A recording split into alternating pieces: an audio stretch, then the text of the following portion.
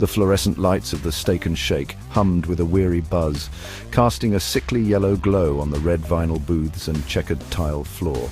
It was late, well past midnight, and the only other patrons were a lone truck driver nursing a lukewarm coffee and a couple huddled together in a corner booth, whispering secrets that seemed to curdle the already stale air.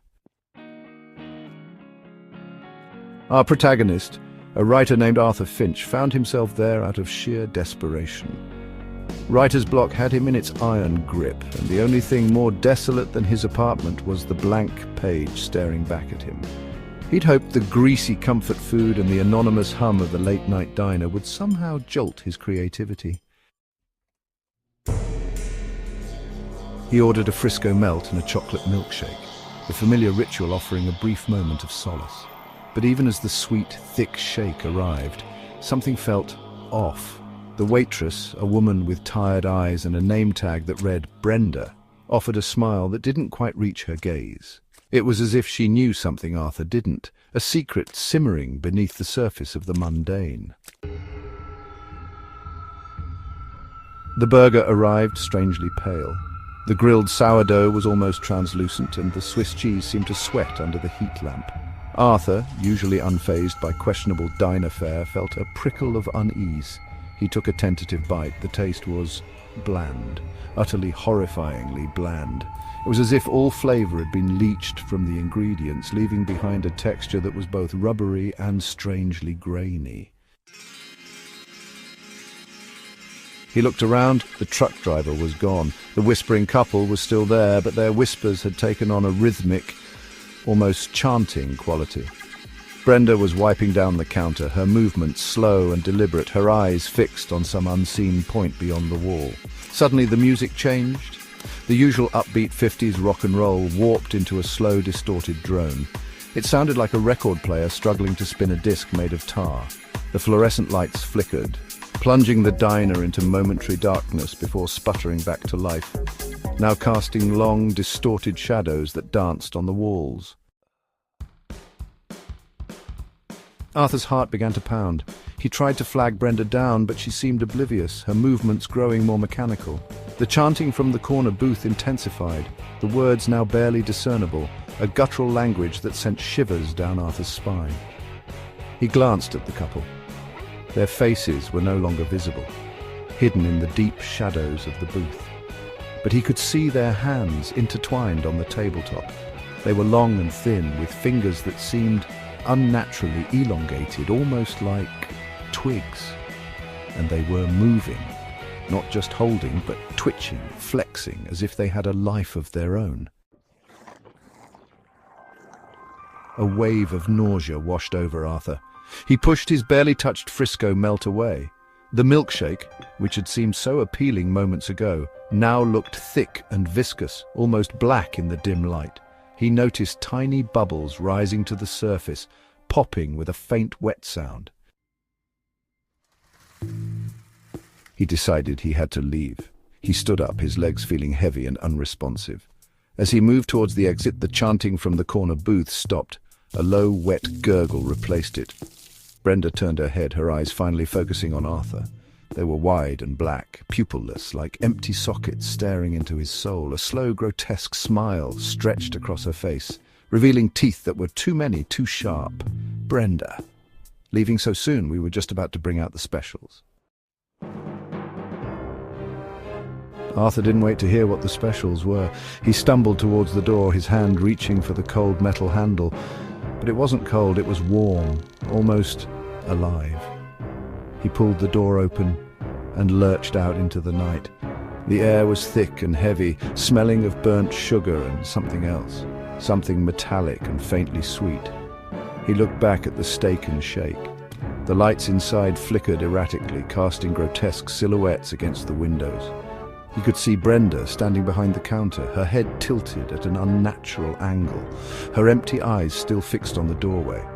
And in the corner booth, the shadows shifted. He thought he saw a pair of glowing red eyes blink in the darkness. Arthur ran. He didn't stop running until he reached his apartment, his lungs burning, his heart hammering against his ribs. He slammed the door shut, locking it twice, and leaned against it, gasping for breath. He didn't sleep that night. Every creak of the floorboards, every rustle of leaves outside his window sent a jolt of terror through him. He kept seeing Brenda's empty eyes, the twitching fingers in the corner booth. The next day, he tried to tell himself it was just a nightmare, a product of his writer's block and late-night hunger. But the memory felt too real, too visceral. He decided to go back. He needed to know if he had imagined it all. The Steak and Shake was still there, looking exactly as it always had. The red and white sign gleamed in the afternoon sun. People were going in and out, laughing and chatting. Arthur hesitated at the entrance. He took a deep breath and pushed the door open. The interior was bright and bustling. Families were enjoying burgers and fries. Teenagers were sharing milkshakes. The air smelled of sizzling meat and sweet syrup. He looked around for Brenda. A young man with a friendly smile and a name tag that read Kevin was wiping down a table. Arthur, excuse me, I was here late last night. There was a waitress working. Her name was Brenda. Kevin, Brenda? I don't think we have a Brenda working here. I've been here for 3 years and I don't remember anyone named Brenda. Arthur felt a chill run down his spine. She had tired eyes and a name tag that said Brenda. Nope. Sorry, sir. Must have been another location. Arthur looked around the diner again, his eyes scanning the faces of the customers. Everything seemed normal. Too normal. He walked over to the corner booth where he had seen the whispering couple. It was empty, the red vinyl worn but unremarkable. There were no strange shadows, no twitching fingers. He felt a wave of confusion wash over him. Had it all been a dream? A hallucination brought on by exhaustion? He ordered a coffee, his hands still shaking. As he waited, he glanced at the menu. Everything looked ordinary. Frisco melts, patty melts, shakes of every flavor. But then, his eyes landed on a small handwritten insert tucked between the pages. It was titled, "Tonight's Specials." The first item listed was the Brenda Burger, freshly sourced, seasoned to perfection. The description below read, "You'll never forget your first taste." Arthur's blood ran cold. He looked up, his gaze sweeping across the diner. Everything seemed to blur, the laughter of the customers morphing into a low, wet gurgle. The fluorescent lights flickered, casting long, distorted shadows. He saw Kevin behind the counter, his friendly smile replaced by a slow, grotesque grin. His teeth were too many, too sharp. And in the corner booth he saw them. Not just two hands, but many, intertwined, twitching, flexing, and in the darkness a pair of glowing red eyes blinked. Arthur didn't wait. He stood up, knocking over his coffee, and ran out of the Steak and Shake for the second time. This time he didn't look back. He knew with a certainty that chilled him to the bone that some specials were best left untasted, and that sometimes the most ordinary places could hide the most terrifying secrets, simmering just beneath the surface, waiting for the right time to be served. He never wrote another word in that town. The memory of the late-night Steak and Shake forever etched in his mind, a constant horrifying reminder of the bland burger and the waitress with the empty eyes. The yellow paint of Sunshine Daycare peeled like sunburnt skin, revealing a sickly green underneath. The cheerful sign, once a beacon, now hung askew, its lettering warped and faded. Inside, the pastel walls were stained with a strange viscous residue that shimmered in the dim light filtering through the dust-caked windows. The scent wasn't of crayons and juice boxes, but of something metallic, something acrid, like burnt sugar and ozone.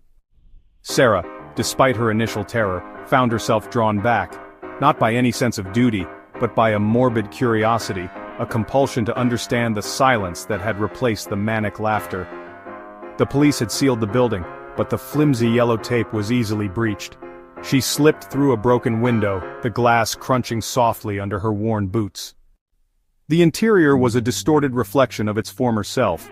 Toys lay scattered, not in playful disarray, but arranged in unsettling patterns. A circle of plush animals, their button eyes staring blankly at a chipped porcelain doll with a cracked face. A tower of wooden blocks reaching precariously towards the ceiling, each block etched with indecipherable symbols. The laughter, though gone, had left an echo, a phantom resonance that vibrated in the air. It wasn't audible, but Sarah felt it in her bones, a low hum that made her teeth ache. The air itself felt thick, heavy, as if it were saturated with a presence. She moved deeper into the building, drawn by a faint flickering light emanating from the back room, the quiet room, once a space for nap time. The door was ajar, revealing a scene that made her breath catch in her throat.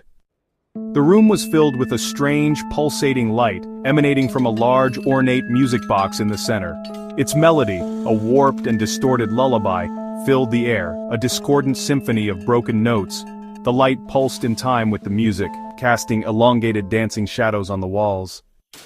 As Sarah approached, she noticed a series of intricate diagrams drawn on the floor around the music box symbols she didn't recognize, but that seemed to writhe and shift in the flickering light. A collection of small silver objects lay scattered around the diagrams, tiny scissors, miniature combs, and what looked like doll-sized surgical instruments. Then she saw the figures, not human but vaguely humanoid, constructed from discarded daycare materials. A figure made of twisted pipe cleaners, its head a ping-pong ball with painted-on eyes.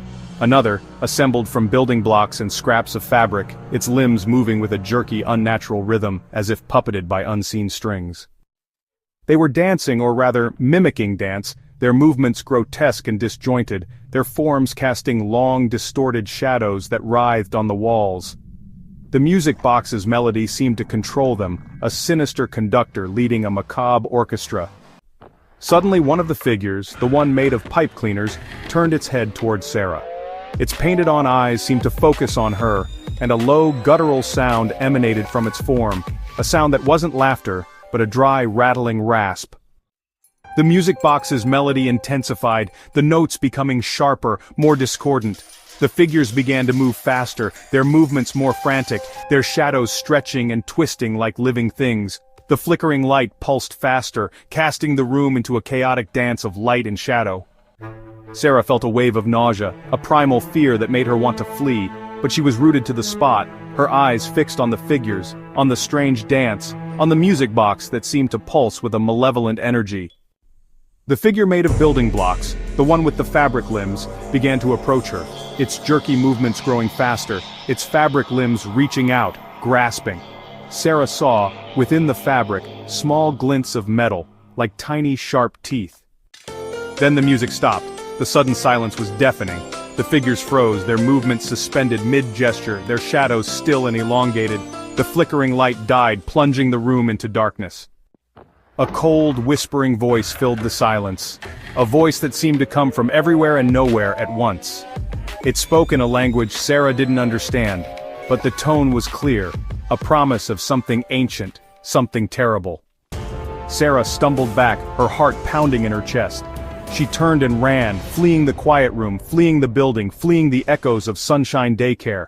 As she ran, she heard a soft, clicking sound behind her, a sound like tiny scissors snapping, a sound that grew closer with each step. She didn't look back. She wouldn't.